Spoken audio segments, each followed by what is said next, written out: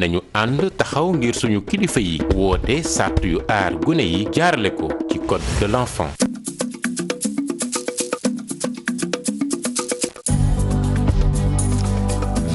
Sur la télé Futur Média. Merci d'être avec nous. Mesdames, Messieurs, les titres de l'actualité de ce dimanche.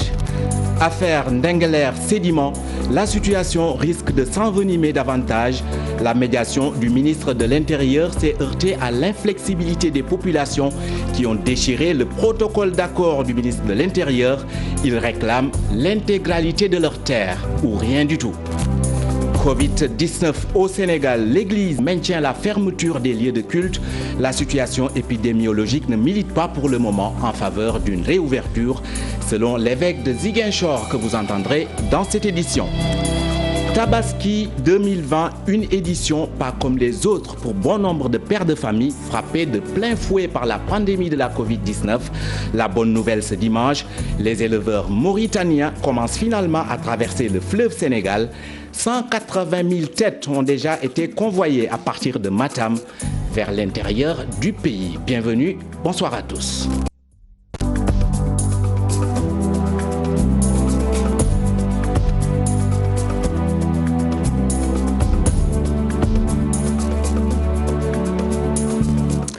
Les paysans de Ndingler déchirent le protocole d'accord du ministre de l'Intérieur Aly Ngouille Ndiaye. Pour eux, accepter que le patron de Sedima Group avec qui ils sont en conflit leur prête 120 hectares, c'est reconnaître que ces terres appartiennent à l'homme d'affaires. Ils donnent un ultimatum de 2 jours à l'État du Sénégal pour trancher ce litige, faute de quoi, disent-ils, ils vont démarrer les travaux champêtres. Abdourahmane Diallo. Les paysans de Ndingler sont catégoriques. Ils ne demandent que la restitution de leurs terres. Aly Ngouille Ndiaye, qui nous pensons qu'il n'est pas de bonne foi. Parce que s'il l'était, il aurait proposé une solution qui est différente de celle qu'il a proposée. Et nous disons même que ça, ce n'est pas une solution. Ce n'est pas une solution. Nous le prenons comme étant une décision unilatérale du ministre de venir, de faire des mesures par-ci, par-là. Et là, ça ne nous concerne pas, ça ne nous engage pas. Le ministre, il n'a qu'à faire ce qu'il veut.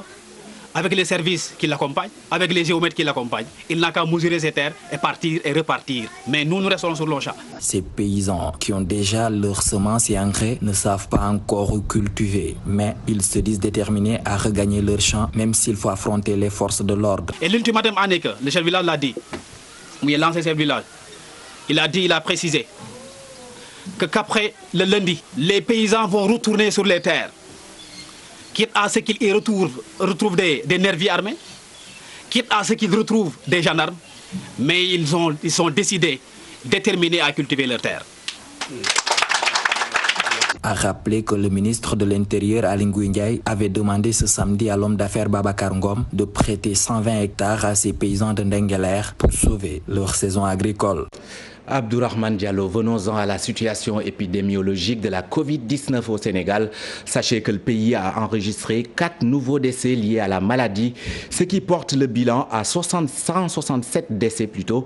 Ce dimanche, sur 712 tests réalisés, 141 sont revenus positifs.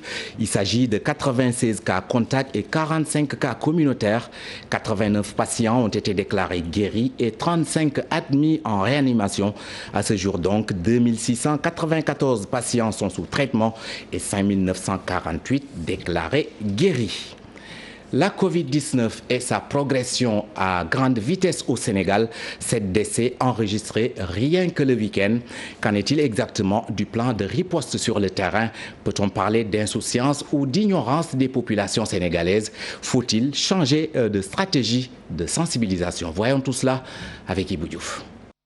Le week-end était encore macabre, 7 décès liés au coronavirus. Le bilan de la pandémie poursuit sa progression fulgurante, ce qui porte le nombre de morts à 167. Au Sénégal, les autorités sanitaires ont recensé à ce jour 8 810 cas déclarés positifs et 2 694 sous traitement. Voilà des chiffres qui démontrent encore une fois que le virus est bien présent au Sénégal. L'urgence impose une situation qui met les autorités sanitaires et étatiques dans une position inconfortable. face à un comportement d'insouciance et d'incivisme de certains Sénégalais. On a l'impression que ces citoyens ont vite oublié ce virus mortel. Les images font froid au dos, rassemblements sur les plages, abandon progressif des masques, disparition des dispositifs de lavage des mains, bouteilles vides de gel hydroalcoolique parfois. Le constat est amer dans beaucoup de localités.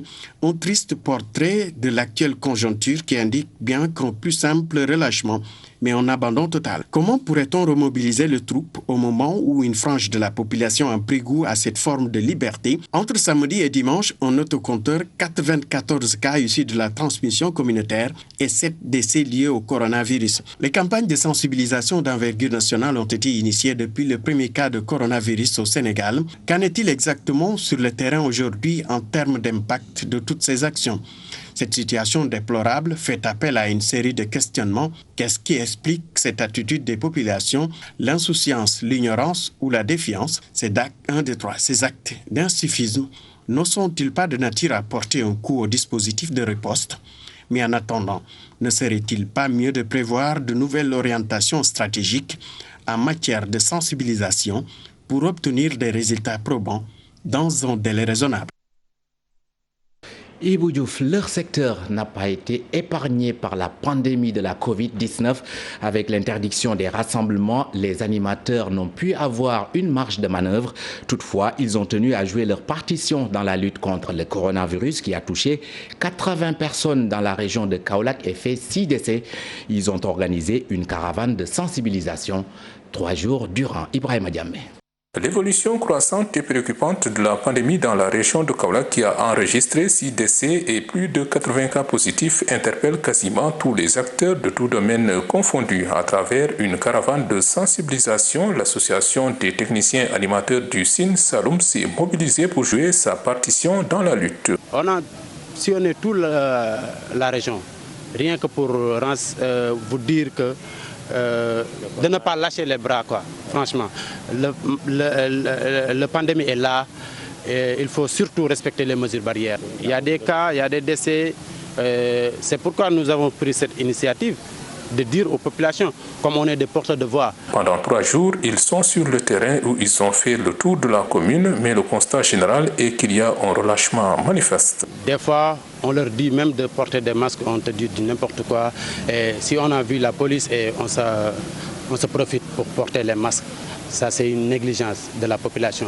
C'est pour cela que nous avons décidé, association des techniciens animateurs du Sine Saloum, d'apporter notre tâche. Ils se sont ainsi engagés dans la lutte contre la pandémie du coronavirus, mais les conséquences de la Covid-19 ne les ont pas du tout épargnés. Depuis lors, leurs activités d'animation sont interdites. C'est dur, hein? C'est dur, c'est vraiment dur. Un père de famille, un responsable, un soutien, 4 mois sans boulot, 4 mois sans rien dans les poches. C'est dur. Hein? Ces techniciens animateurs qui ne savent pas exactement à quel ministère de tutelle ils sont rattachés réclament leur part du fonds Force Covid-19. Ibrahim Diamé, je vous le disais en titre, il faudra encore patienter avant d'assister à la réouverture des églises sénégalaises. C'est l'évêque de Saint-Louis qui a fait l'annonce dimanche, une décision sous-tendue par la situation épidémiologique au Sénégal qui inquiète au fil des jours. À Ziguinchor, la correspondance de Boubacar Diassi. La situation actuelle de la pandémie de la Covid-19 au Sénégal ne permet pas encore à l'Église d'ouvrir ses lieux de culte. L'assurance est de l'évêque de Ziguinchor, Monseigneur Paul Abel Mamba. Nous avons demandé à nos communautés de patienter, de ne pas ouvrir nos lieux de culte parce que, d'après les médecins, nous n'avons pas encore atteint le pic de la pandémie et pour ne pas alourdir leur travail, le compliquer davantage, nous pensons que nous pouvons encore persévérer dans l'attente, la patience, de ne pas ouvrir et de continuer à user des médias, des moyens qui sont là pour nous prévenir. L'évêque de Ziguinchor se prononce sur la pandémie de la Covid-19 au sortir d'un atelier de formation de 16 infirmiers chefs de poste à la maîtrise du protocole sanitaire de protection individuelle. Alors, vous savez que les postes de santé privés catholiques sont partout dans la région de Ziguinchor. Nous avons ciblé 16 postes de santé. Le projet va intervenir aussi dans des milieux comme un peu transfrontaliers, parce qu'on a ciblé les postes de santé, 4 postes de santé du côté de la Guinée-Bissau et du côté de la Gambie aussi. Quant aux populations, elles doivent être mieux éduquées pour se prémunir contre la Covid-19. Je pense qu'il faut aussi bien aider ponctuellement, mais aussi éduquer les populations à faire avec cette pandémie. Parce que nous ne savons pas, nous ne maîtrisons pas son évolution encore. Il n'y a pas encore de vaccin et ça peut rester longtemps avec les populations. Et donc l'action de Caritas en lien avec le personnel de santé, c'est à la fois de former, d'informer, de sensibiliser, mais aussi de protéger pour que ces populations n'en soient pas victimes.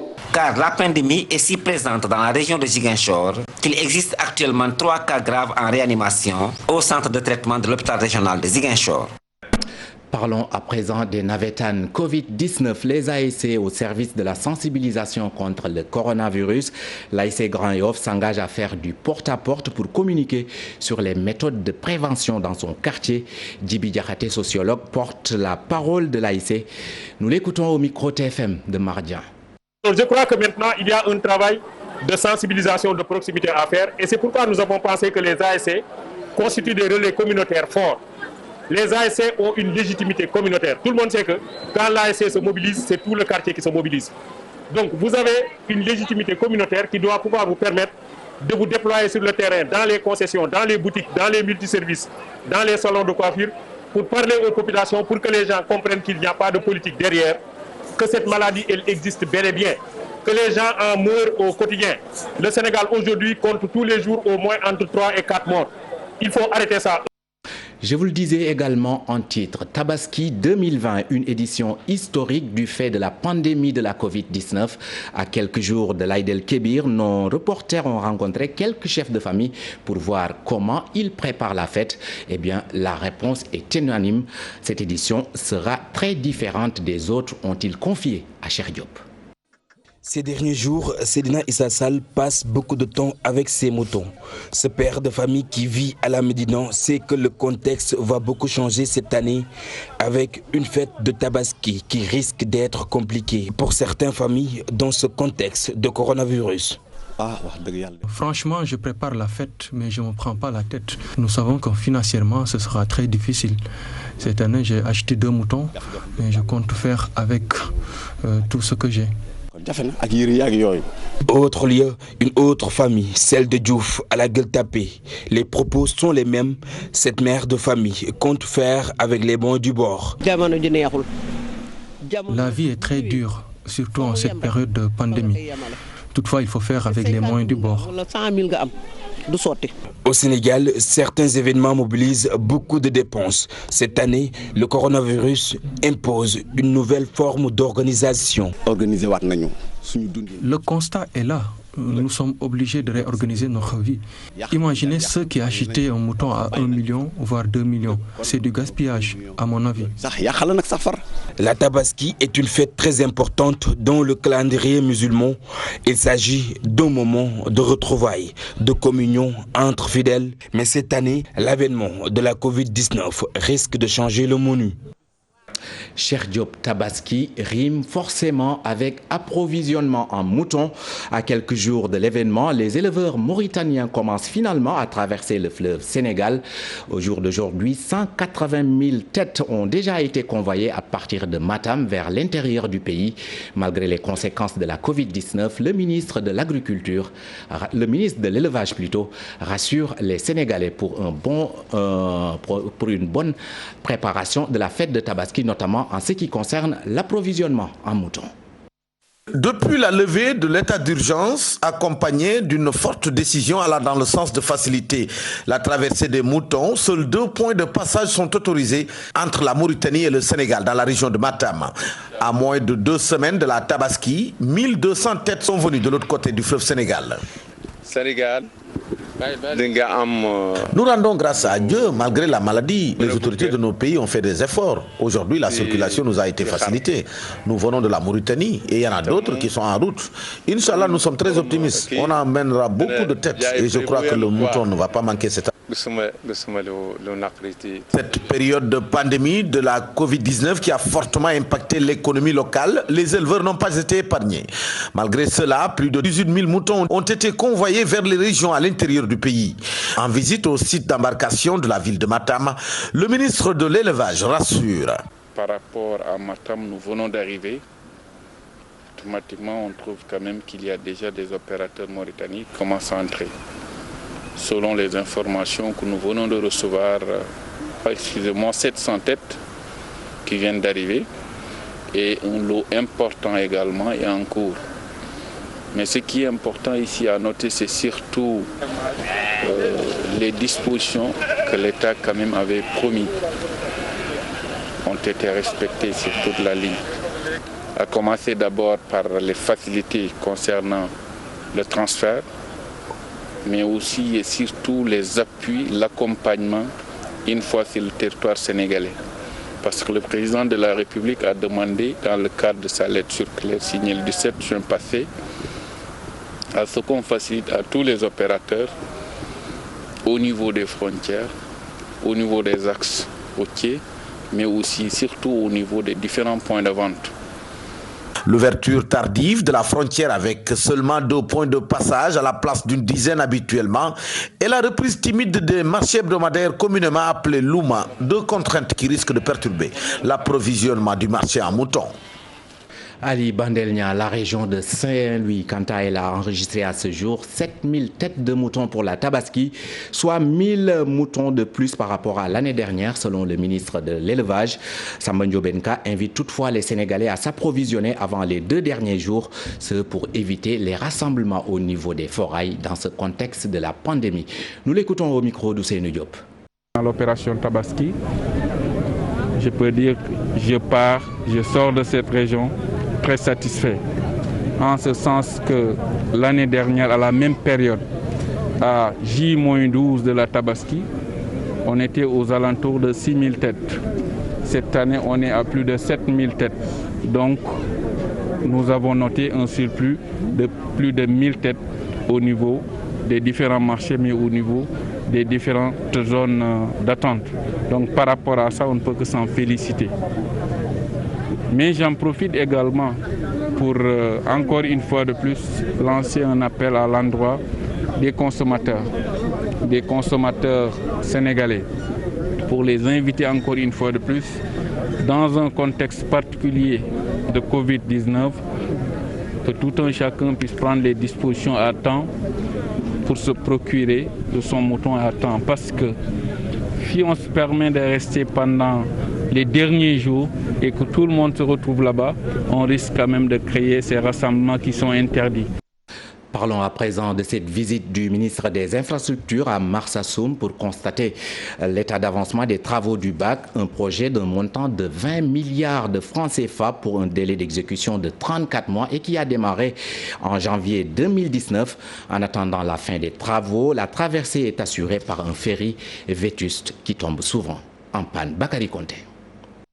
Les travaux du pont de Marsassoum ont démarré pour un coût global de 20 milliards de nos francs. Le bac qui assure la traversée est vétuste et tombe souvent en panne, souligne le maire Sini Magnan. Nous avons constaté que notre bac est trop sollicité. Aujourd'hui, il est presque à l'arrêt. Il n'y a qu'une seule rotation pratiquement dans la matinée parce qu'avec les intempéries, le bac ne peut plus assurer les navettes régulières qu'il faisait. Donc raison pour laquelle nous avons même demandé au service de venir voir en attendant que les travaux du pont terminent, voir comment nous aider vraiment. Oumar Youm a visité les lieux et satisfait de l'état d'avancement des travaux. C'est un ouvrage très attendu par les populations parce que c'est une vieille doléance de ces populations qui étaient enclavées en période d'hivernage, desservies par un bac qui a connu de l'âge. Aujourd'hui, je pense que cette population entre dans la révolution. La révolution, la modernité, qui permet d'avoir des voies de connexion qui facilite les déplacements, qui améliore la productivité de cette zone qui a un très fort potentiel touristique, un fort potentiel agricole, mais aussi qui permet de sécuriser et de rendre confortables les déplacements. Donc ça, c'est un projet extrêmement important qui entre dans le programme ambitieux Zéro Bac du président de la République. Ce projet-là va coûter à l'État du Sénégal environ 20 643 millions de francs CFA. Après Marsassoum, le ministre des Infrastructures, accompagné du ministre de la Culture et de la Communication, Abdoulaye Diop, ont tenu une rencontre avec les maires de la région de Sédhiou. Quand vous quittez les routes nationales, vraiment les pistes sont complètement défectueuses. On a besoin, et nous l'avons souligné à M. le ministre, pour qu'il y ait des investissements lourds dans l'ensemble des collectivités pour désenclaver d'abord l'intérieur de nos communes, mais aussi pour relier les différents chefs-lieux de communes afin de permettre vraiment aux populations de faciliter la mobilité des populations, mais l'évacuation surtout aussi de nos produits agricoles. Oumar Youm a visité la gare routière de Sédhiou, le bac de Sédhiou, et promet de trouver des financements pour la deuxième phase de la boucle du budget et la construction du pont de Sandiniéry. Et c'est la fin de cette édition. Merci de l'avoir suivi. Bonne suite des programmes en notre compagnie. Bonsoir.